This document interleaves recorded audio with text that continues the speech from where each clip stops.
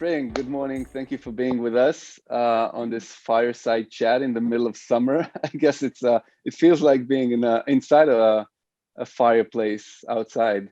How Um, warm is it where you're at? I think we're at around 90, but Okay. it's about 60% humidity, which is Okay. kind of brutal.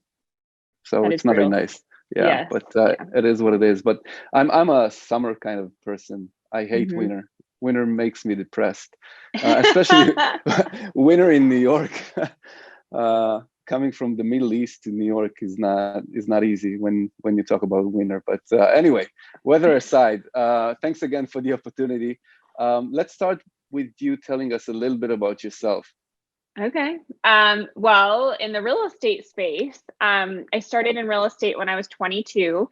I worked for a master plan community, a developer. So I sold resort vacation homes on a golf course and a ski resort. I did that until about 2010. And then the economy tanked. We remember the housing crisis in 2008. Um, and so people stopped buying second homes. And I was like, well, what am I going to do? So we ended up moving into the short sell market because a lot of them were short selling. And at that time, I got Realtor Magazine's 30 Under 30. I'd only worked in like my bubble of my little tiny niche. So I didn't know the real world of real estate. Like I'd never done an FHA loan or helped somebody actually buy their real house. Not their real house, but the home they live in with their family. And but when I was traveling around for that, a lot of the agents were at KW. And I was like, okay, there is a whole nother world out there. And so I ended up, long story short, joining the Keller Williams locally. That's when I was introduced to having a team. Thought it would be a great idea. Little did I know how much work it was going to be. But that started my journey of building a team. And now fast forward, we're 2021, and I have a team of 30 agents based out of Salt Lake City, Utah. We're about 20 minutes north of Salt Lake. We'll do roughly about 500 transactions this year, and we're expanding throughout the state. On a personal level, I'm married, I have a blended family, so I have 5 kids. 2 of them live at home, and yeah, it's just fun. So that's a little bit about me. Great, thank you. And very often real estate is a second career or a third career, but I understand that you actually chose real estate as your first career. Am I correct? Yeah, well, I'm just so young, so I don't know that there's really a career before. But when I was in high school, I actually went to hair school. So I cut hair for like 6 or 7 years, and I actually fell into real estate. So I am probably a true realtor in the sense of I thought it would be fun, similar to what I was talking to cute Claire about before this. So she's like, hey, I should get my license for this purpose and my own things. And that was really my intention of getting my license. Was I was going to buy my own rental properties and do my thing. And then when I was offered the job for the developer, this is funny. My husband at the time was like, Spring would be perfect for that job. And I was like sitting there scared, like, what are you doing? What are you getting me into?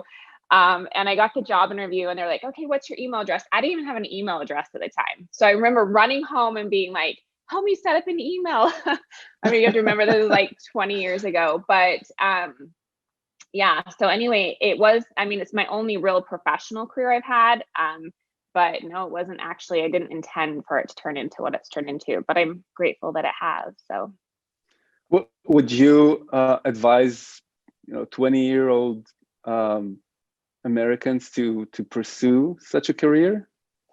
yeah. So I mean, I hire most of my agents I hire are young and fresh into the business. This is what I tell them though, is it's not like what you see on TV. So if you're getting into it because it seems kind of glamorous or fun, or you can do it part-time, it's not the right career for you. But if you are willing to put yourself out there and you're willing to treat it like a real job, meaning like the reason that I was successful was because the environment that I put myself in, that it was required that I would worked and I was there. I think a lot of realtors think that they can come in and work a few hours and they'll make all this money. I always tell everybody, I'm like, you've got to treat it like at least you're working 8 hours a day, at least. And then you've got to know that you are the product. Like, meaning the consumer doesn't buy the home because Spring told them to buy the home. They buy the home because it's what works for their family. And so they're hiring you to help facilitate that transaction and make it a positive, beautiful experience. And so when you become the product, you have to invest in yourself, of learning the market, the knowledge, you becoming that person they want to work with. And so when they can grasp that they have to get comfortable with being uncomfortable and they have to invest in themselves and they're going to be lead generators, then I for sure, like I tell everybody that this has been the best thing that's ever happened to me. And anybody can do it if they're willing to put themselves out there. It's pretty much the same in many other businesses. You just have to work hard at the end of the day and have this perseverance and be really committed and have that passion. And obviously you have that passion for real estate. And you mentioned your team members, and it made me think you probably have a lot of experience working with other agents and hiring real estate agents for your team. What do you look for when you're meeting an agent and interviewing an agent as a potential team member? So, I mean, we obviously do the whole disc profile and have them come in and whatnot, but I really look for their energy, like if how they're showing up. And then what we actually do is I put them through what's called Hello Week, which is technically Hell Week, but with an O to make it soft. And it's not anything difficult, but I put them through like that they have to get out there and prospect and get into some open houses that first week. And the way that I view it is if they aren't willing to put themselves out immediately, like day one, because day one, think about how much energy you show up with. Like if you can't do it then realistically, you're not probably going to do it in the future. And so we'll put them through that week of just coming in and shadowing and giving them assignments. And then from there is when I make the decision if they're going to join the team. And then we do a 30, 60, 90 days. So they're hired for 30 days. And we give them benchmarks that are not necessarily production driven. They're just how they show up. So to answer your question, I'm really looking at how they show up. I mean, ideally, like, yes, they say you want a high D, the dominant, you're going to ask for the trends, you're going to ask for the sell, and the I that are influential and out there and being smiley and working, talking to people. But even if you have those things, like, I still want to know if you're going to show up. It's interesting you asked this though, Tamir, because it's actually shifting a lot on the team space of the leads coming from like Zillow Flex and Opcity and all these different programs that they don't necessarily need you to be a hunter. They need you to be more customer service driven. So we're shifting that a little bit more to that ICS that's like really systematic, but happy. They're not necessarily that crazy driver to go get the business. So it'll be interesting to see that profile of a realtor change as the demographic of how you get your leads are going to change. But number one thing I would say is just how are they showing up? What does their energy look like? And are they willing to put in the work? Are you seeing any kind of difference in production between agents that are of that type and agents that are of a different type? Or is it just now starting to change in your team? Well, so I mean, it's actually interesting because my high Ds and my high Is, they've always been that like, hey, I'm on the phone, I'm grinding, I'm in the open house, I'm prospecting. But now with so much of the lead, the company is having you get the lead and then it's a referral. It's interesting how many of my agents that are becoming top producers are not that crazy high driver. So I think it's different if you're on a team that does have those lead sources. Versus a normal agent that's out there solo, that's still that high D, high I, willing to put yourself out there. But if you are looking for more of that systematic and the lead being, I don't want to say handed to you because you still have to nurture and service the client, but you're not having to generate the lead. It is a different behavioral profile for sure. Okay. You mentioned the economic crisis of 2008, and I was in the market back then, so I think we all have scars from those years. Was there a point in your career where you felt things are starting to change for the better, like a specific point in time which you can point out and say, okay, this is where things started to happen for me? Not necessarily. So the 2008 to 2010 crisis didn't really affect me. And the reason that it didn't really affect me is I didn't know any different. So, I mean, it was just one of those, I wasn't in my head about it. I probably, like I said, I worked in my own little bubble. I still am this way, Tamir. Like, I'm kind of a weirdo. I don't watch the news. I really have no idea what's going on. So, at that time, it was just more of like, okay, it's a pivot. What do we need to do? This is what I tell everybody too, is that like in any economic situation or housing market, homes still sell. So homes are still, people are still moving. It's just the type of transaction is going to change. So whether it goes from being a new construction or it goes to a short sale or foreclosure, like if you look at the data, the same amount of homes sell year in, year out.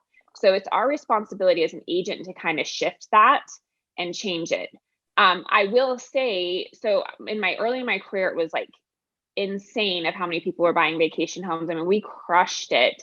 And then yes, it slowed down. But honestly, just making some pivots of switching the team, I switched my my lead generation, how I was doing it. We've done really well. I would say probably the last 2 years, I've had massive growth in my business, probably the last 3 years. And I feel like that's partially, it's not feel, I know that it's partially from just implementing systems and really turning it into more of a business than, and it's always been a business, but I think I didn't take it as serious of like, oh, this is fun and we're selling a couple hundred houses and it's good. And I just realized that it's just as easy to sell 500 houses as it is to sell 80. And so it's just putting a few different people, it's the who, not the how, and systems in place and going for it. So touching on systems, and obviously, I understand very well the importance of systems in the business. Can you elaborate a little bit on which systems really made a change in your business and help you kind of scale and process 500 transactions versus 80? Yeah. So right now we use Boomtown as our CRM. We're actually in the process of changing that only because our business is growing with ISA departments and whatnot. I need a little bit more transparency and some things on the back end. But the lead generation, so we do a lot of lead generation from Google AdWords to Zillow to Realtor.com. So those, and we probably have about 20 different lead sources. We are very heavy in the internet space, though. We always have been. We use Sisu, has been big for us. We use that from the transaction management side of everything. So when a deal goes into escrow, it automatically pumps it into SkySlope. So it transfers everything to SkySlope, so we don't have the data double entry. But what it does is it streamlines all the workflow for us on every transaction, as well as it syncs to our dashboard. So I can see exactly what I have in every step of the transaction in our pipeline, as well as our lead ROI. So that's been huge for us of seeing like, okay, Zillow leads costing us $300 or $250. What's our conversion ratio? Should I double down on this or should I cut back? It also gives me that transparency to be able to see what agents are converting, what type of leads. So I can be very cognizant around where, what lead source I'm going to give them. So some agents get certain different types just based off their conversion and their style. And then we use SkySlope, and that's really about it. Like we keep it pretty lean. Obviously I have a G Suite that has all of our emails and all that jazz, but those are pretty much the ones that keep us humming along and being able to transact. I also use Sisu as well for agent onboarding. So one of the keys to having a really solid team, which I don't know, I think as you get in, you know this, but is agent attraction for your actual team. You have to have agents because leads are a dime a dozen. Like we can all create leads.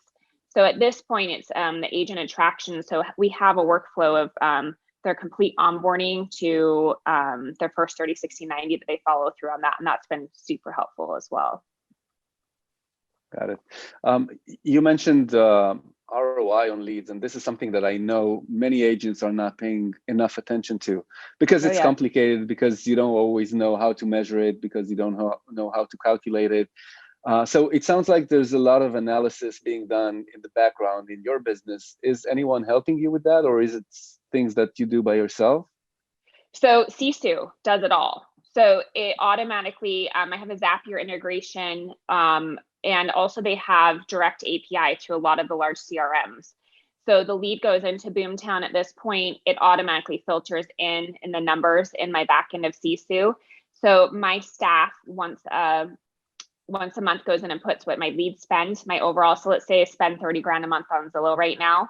It'll take that 30 grand, how many leads we got, and then it also has every agent just automatically from Boomtown, how many leads each agent got, and then what they're closing under contract in their pipeline, under contract and closed.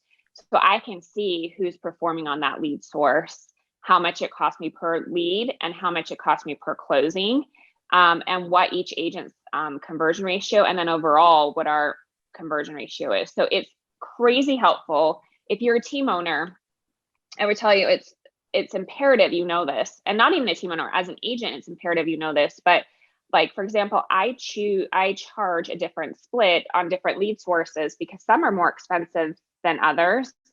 And I do have the agents sometimes come and be like, why are you charging me 60% on this lead? And it's so easy to pull up their spreadsheet. And I'm like, this is how much money I've made off of it. And when they can see, whoa, Spring's not really taking 60%, this actually cost $3,000 to generate this transaction, it's a much easier conversation. And I think it also is great for retention. Agents are like, okay, I get it. And I don't want to spend that money. Like, Spring can spend the money and I'll let her do it and I'll close my transaction. So it helps a lot. Yeah, makes sense. Going to a different topic. I'm following you on Instagram, and I love your work. And thank you. You're just crushing it, and you look so natural and kind of it seems like you're sharing a lot, and I get a lot of visibility into your work and your life, which is great.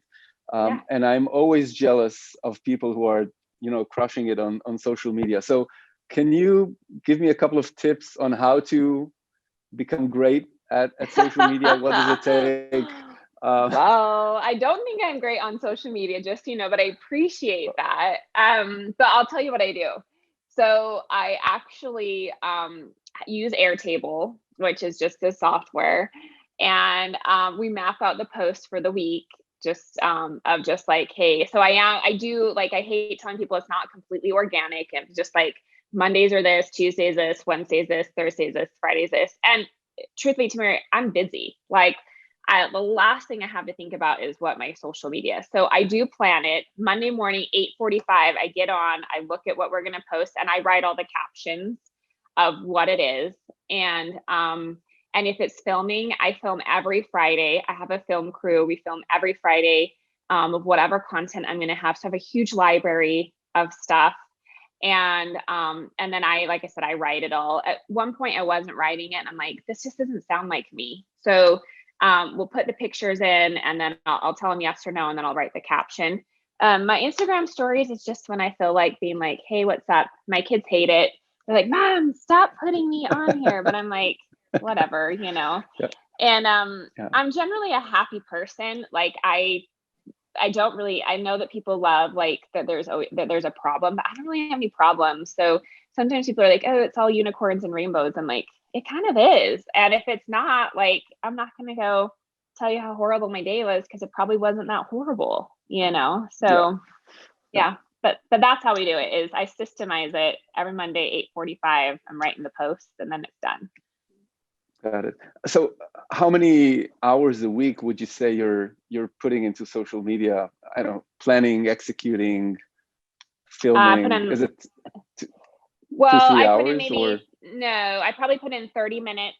So I do have a team. Like, I do have staff. Here's the thing: as you scale, when I said it's easier to do however many hundreds of homes than the 80, like, it, when you grow, it allows leverage. And so I do have a lot of leverage. Like, I have a lot of leverage in my home, have a lot of leverage on my team.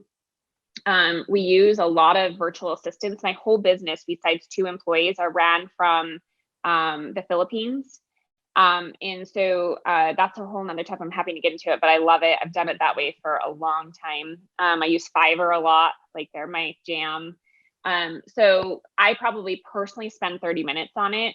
But on filming, I do a lot of content, not even just content for like social media, but even today I was thinking I need to go film.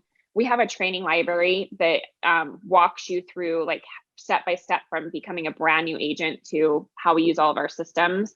And so I'm building out sections of that. So I'll just get in front of a green screen today and walk through the whole buyer process as an agent of from the initial how many homes they should be showing to the buyer consult, and we'll film those. So the film team does all of that, not just the social, and they'll take little snippets and say, oh, this was good, we'll just put it on social. So I try to recycle a lot of content. Got it. Okay. Yeah. So we're coming to the end of our conversation, and there's a question I feel like I wanted to ask you. It's always difficult to provide predictions, but we're living in a time of change, and there are so many different emerging models in real estate, and a lot of people are talking about change and technology and all of that. How do you think the industry is going to look like in 10 years? And this is recorded, so be careful. Wow. Okay. The industry itself. So two things. I believe the model that we're in at Real is the model of the future. I believe that whether they're with this company or another or whatever one comes in 10 years, like this will be the model that people choose to go with. It just makes sense. Like I don't understand now that I'm in it. I'm like, man, why didn't I do this however many years ago? And now I know why, because I wouldn't be here. But it is one of those that once you understand it, it totally makes sense. As for the general agent, I think that you're going to see that middle of the road agent go away. And this is just my opinion of it. I think you're going to get the really high fiduciary agent that is that neighborhood expert that's like, man, I need to hire Tamir. He knows 1, 2, 3, 4 Main Street like no other. I will pay him what he is worth. Like, here you go. Or you're going to have the teams, the mega teams that have the accounts with like a Zillow and these large companies that are owning that and that are getting very customer service oriented. And I just think that average agent is not going to exist, because you can either have, for the same price, you can have the high fiduciary that's like amazing, or you're going to have the person that's got the massive lead source. And Zillow and these large companies do have the expectation of what their agents are doing, right? Like they have the standards and the communication and stuff. I just think it's going to be very hard to compete. And so you're going to see these large mega teams or that great agent. But as for brokerages, Real is the future. Yeah, I believe so too. And we'll just have to wait and see and watch this video in 10 years and see if you got it right. I'm always right, Tamir, just so you know. I know, just kidding. I know. Brian told me you're always right. Just kidding. So I know you're very busy. Thank you again for your time. It was Thank you. a pleasure.